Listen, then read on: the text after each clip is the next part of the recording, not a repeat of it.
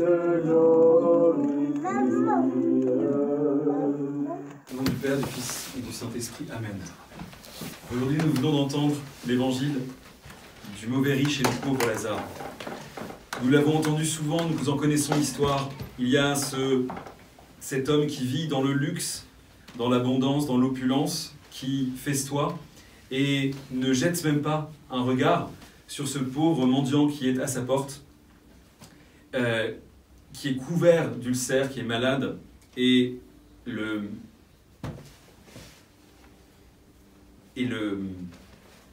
qui pour autant est celui que le Seigneur a choisi justement pour hériter de son royaume.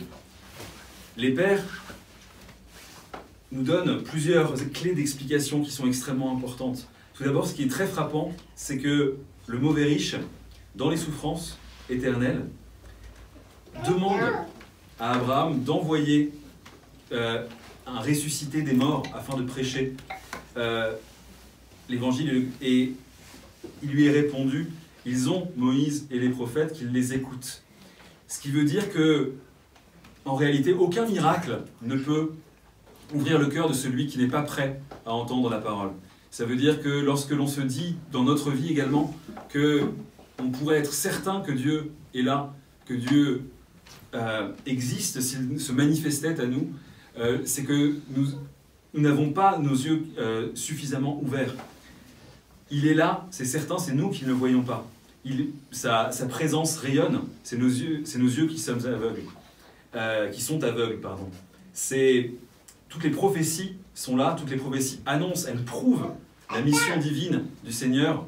C'est une évidence, et même les prophéties du Seigneur lui-même prouvent qu'il était bien Dieu. Il a annoncé à l'avance tout ce qui allait se produire. Aujourd'hui, il a annoncé que sa parole serait prêchée dans le monde entier. Comment pouvait-il le savoir au 1er siècle? Il a annoncé que, par la bouche de sa sainte mère, que toutes les générations diraient la mère de Dieu bienheureuse. C'est ce qui se produit aujourd'hui encore. La mère de Dieu est vénérée par la plupart des chrétiens dans le monde.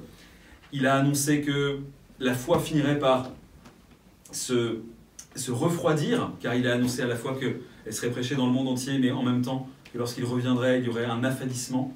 Il a annoncé qu'il y aurait des faux prophètes, des faux Christ. Il a annoncé absolument tout ce qui se déroule sous nos yeux, et il faut vraiment être complètement aveugle pour ne pas reconnaître que s'il parlait ainsi, c'est qu'il était non seulement homme, mais qu'il était Dieu fait homme, qu'il était Dieu incarné, qui, ayant pris chair pour nous faire participer de sa divinité. Les pères nous disent également qu'il y a toujours dans l'Écriture sainte un sens plus caché, plus mystérieux, plus allégorique, et cette scène du mépris du riche pour le pauvre Lazare est aussi une scène qui se joue à l'intérieur de chacun d'entre nous. Le mauvais riche, c'est l'homme du monde, c'est l'homme attiré par ses passions, par son rôle social simplement, même si ce n'est pas mal en soi, hein, la personne qui est dirigée vers ses accomplissements terrestres, vers son travail, vers son devoir d'État, vers sa famille, vers les choses qu'il doit gérer au quotidien. Et ce pauvre qui est plein d'ulcères, qui est en train de mourir de faim à côté de lui, qui est méprisé, c'est l'homme intérieur, c'est le Christ en nous, c'est la partie spirituelle de notre âme qui trop souvent dans notre vie est en train de mourir d'inanition car nous ne la nourrissons pas. Combien de temps par jour passons-nous à prier et combien de temps passons-nous à travailler, à nous divertir, à faire nos courses? C'est terrible de se poser la question comme ça, car évidemment la proportion du temps consacré à Dieu, c'est-à-dire en fait à nous-mêmes. Car comme le dit saint Augustin, le Christ, c'est celui qui est à la fois extérieur à nous, qui nous précède, qui nous a créés, et pour autant, il nous est plus intérieur que nous-mêmes, il nous est plus intime qu'à nous-mêmes.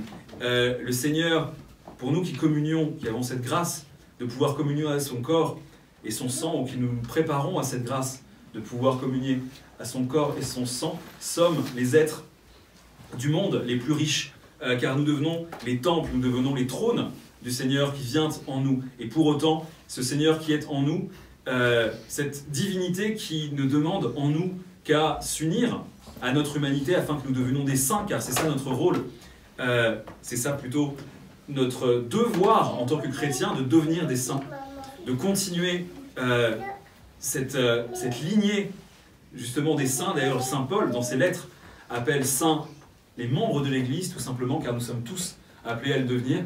Au lieu de faire naître en nous cette sainteté, eh bien nous sommes happés, nous sommes fascinés, nous sommes engloutis de nos occupations extérieures, de nos occupations mondaines, de notre travail, de notre famille, de nos amis, au détriment de cet homme intérieur qui souffre.